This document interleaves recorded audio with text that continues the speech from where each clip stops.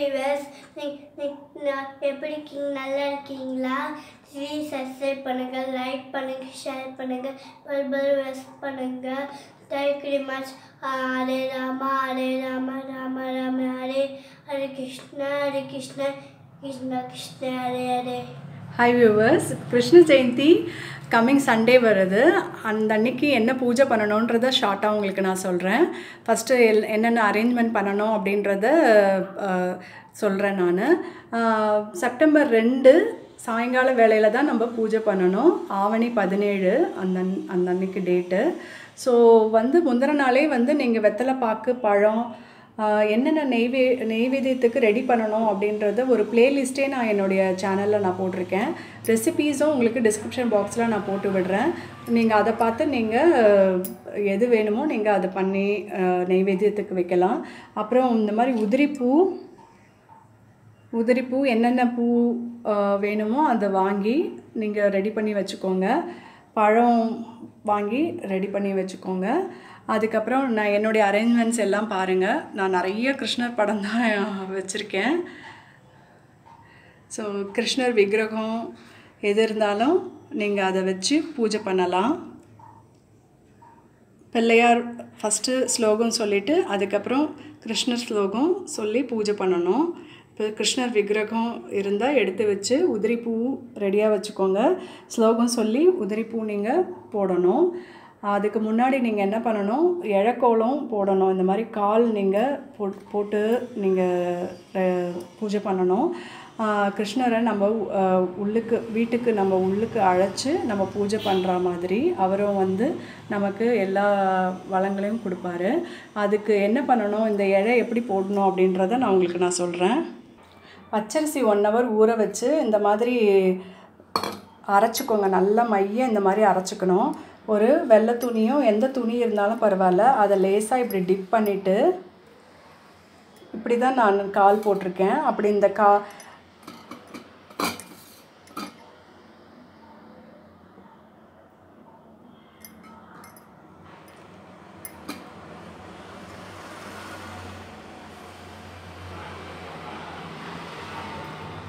இடது கால் இந்த மாதிரி போட்டு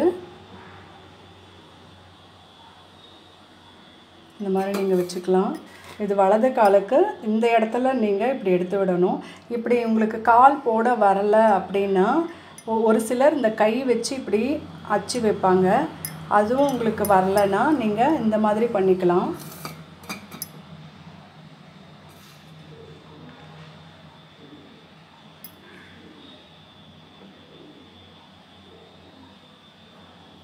இந்த மாதிரி கால் போட்டுக்கலாம்.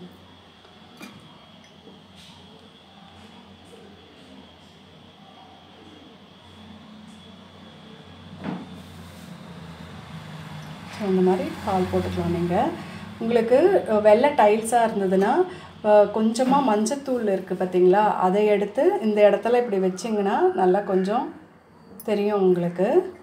இப்போ நான் எப்படி போட்டிருக்கேன்றதை காமிக்கிறேன். இந்த மாதிரி படிக்கோலம் நீங்கள் போட்டுக்கோங்க. படிக்கோலம் இங்கே பார்த்தீங்கன்னா படிக்கோலத்துக்கு அப்புறம் இந்த மாதிரி கால் பதிச்சு பூஜை அறை வரைக்கும் இந்த மாதிரி இப்படி போட்டுக்கோங்க. போட்டுட்டு இந்த மாதிரி எல்லாமே அலங்காரம் பண்ணி வச்சுக்கோங்க. வியூவர்ஸ், எனக்கு இங்கே எக்ஸ்ட்ரா மேடை இருக்கிறதுனால நான் எல்லாமே இங்கே தாராளமாக கொஞ்சம் அரேஞ்ச் பண்ணி நான் வச்சுருவேன். இப்போது எல்லாமே இந்த மாதிரி எல்லாம் அரேஞ்ச் பண்ணிக்கோங்க. இன்றைக்கி நான் சீடை பண்ணது, அப்பம் பண்ணேன். அப்பமும் அப்புறம் அவல் ரொம்ப விசேஷம், அதனால் அவல் நெய்வேத்தியமும் நான் வச்சுருக்கேன். என்னென்ன நெய்வேத்தியம் நீங்கள் பண்ணணும் அப்படின்ற லிஸ்ட்டை உங்களுக்கு நான் காமிக்கிறேன். இந்த மாதிரி ஃபுல்லாக அரேஞ்ச்மெண்ட் பண்ணதுக்கப்புறம் இங்கே பாருங்கள், பஞ்சபாத்திரம், தூபம் எல்லாம் ரெடி பண்ணிக்கோங்க. பண்ணிவிட்டு உதிரிப்பூவும் நீங்கள் ரெடி பண்ணிக்கோங்க. பண்ணிவிட்டு பிள்ளையாருக்கு ஃபஸ்ட்டு பூஜை பண்ணணும். பிள்ளையார் ஸ்லோகம் என்ன தெரியறதோ அந்த ஸ்லோகம் சொல்லிவிட்டு அதுக்கப்புறம் நீங்கள் வாசிக்க வேண்டிய ஸ்லோகங்கள் என்னன்றதை நான் போட்டிருக்கேன். அப்படி கிருஷ்ணருடைய ஸ்லோகம் என்ன தெரியறதோ அதை நீங்கள் சொல்லலாம். கிருஷ்ணா அஷ்டோத்திரம் சொல்லலாம், கிருஷ்ண சாஸ்திரநாமம் சொல்லலாம், அப்புறம் கிருஷ்ணாஷ்டகம் சொல்லலாம். அதுக்கப்புறம் குழந்தை பாக்கியம் வேணும் அப்படின்னு நீங்கள் நினைக்கிறவங்க நிறைய பேர் என்ன பூஜை பண்ணுறது என்ன பண்ணுறது அப்படின்றது என்கிட்ட நிறைய பேர் கேட்டிருந்தீங்க. இப்போ வந்து கிருஷ்ண ஜெயந்தி அப்போது என்ன பண்ணலாம், என்ன ஸ்லோகம் சொல்லலாம் அப்படின்றத நான் சொல்கிறேன். சந்தான கோபால மந்திரம் அப்படின்னு சொல்லி இந்த ஸ்லோகம் இருக்குது. இதை வந்து நீங்கள் 108 தடவை நீங்கள் பாராயணம் பண்ணால் ரொம்ப நல்லது. இதை வந்து நான் ஸ்க்ரீன்ஷாட்டும் நீங்கள் இந்த மாதிரி எடுத்துக்கோங்க. நான் இப்படி காமிக்கிறேன். அப்படி இல்லைன்னா உங்களுக்கு டிஸ்கிரிப்ஷன் பாக்ஸில் நான் இதை வந்து டைப் பண்ணி உங்களுக்கு விடுறேன். நீங்கள் அதையும் பார்த்து நீங்கள் தெரிஞ்சுக்கலாம். ஓம் தேவகி சுதா கோவிந்த வசுதேவ ஜகத்பதே தேஹிமே தனயம் கிருஷ்ண துவாமகம் சரணம் கதா தேவதேவ ஜகநாத கோத்திரவிருத்தி கரப்பிரபு தேஹிமே தனயம் சீக்கிரம் ஆயுஷ்மந்தம் யசஸ்வினம். இப்படி சொல்லி நீங்கள் 108 தடவை பூ போட்டு பூஜை பண்ணுங்கள். எல்லாமே உங்களுக்கு நல்லது நடக்கும். நெய்வேத்தியத்துக்கு என்ன பண்ணணும் அப்படின்றத நான் சொல்கிறேன். ஃப்ரூட்ஸ் வந்து நீங்கள் எது வேணாலும் நீங்கள் வாங்கி வைக்கலாம். முக்கியமாக கொய்யாப்பழம் வாழைப்பழம் இருந்தால் ரொம்ப விசேஷம். அதுக்கப்புறம் வெத்தலை பாக்கு பால் பழம் எல்லாமே வேணும். அது வந்து பார்த்திங்கன்னா ஃபஸ்ட்டு என்னென்ன நெய்வேத்தியம்னு சொல்லிடுறேன். பால் தயிர் வெண்ணெய் கண்டிப்பாக நீங்கள் வச்சு நீங்கள் பண்ணியிருக்கணும். அதுக்கப்புறம் மில்க் ஸ்வீட் எது இருந்தாலும் பரவாயில்ல. முந்தின நாள் செய்கிறதா இருந்தால் தட்டை வெள்ளை சீடை உப்பு சீடை தேங்குழல் பட்டர் முறுக்கு இதெல்லாம் நீங்கள் ரெடி பண்ணி வச்சுக்கலாம். ரவா லட்டு இல்லாட்டி மூங் தால் லட்டுன்னு போட்டிருக்கேன். அது வந்து பைத்தம்பருப்பு நல்லா வறுத்துட்டு பண்ணுறது, பொடி பண்ணி பண்ணுற லட்டு இது. அதுக்கப்புறம் கிருஷ்ண ஜெயந்தி அன்னைக்கு என்ன வந்து செஞ்சால் ரொம்ப விசேஷம் அப்படின்னா அவலில் எது செஞ்சாலும் விசேஷம்தான். ஏன்னா உங்களுக்கு நல்லாவே தெரியும் கிருஷ்ணருக்கு அவல் பிடிக்கும் அப்படின்னு சொல்லிட்டு.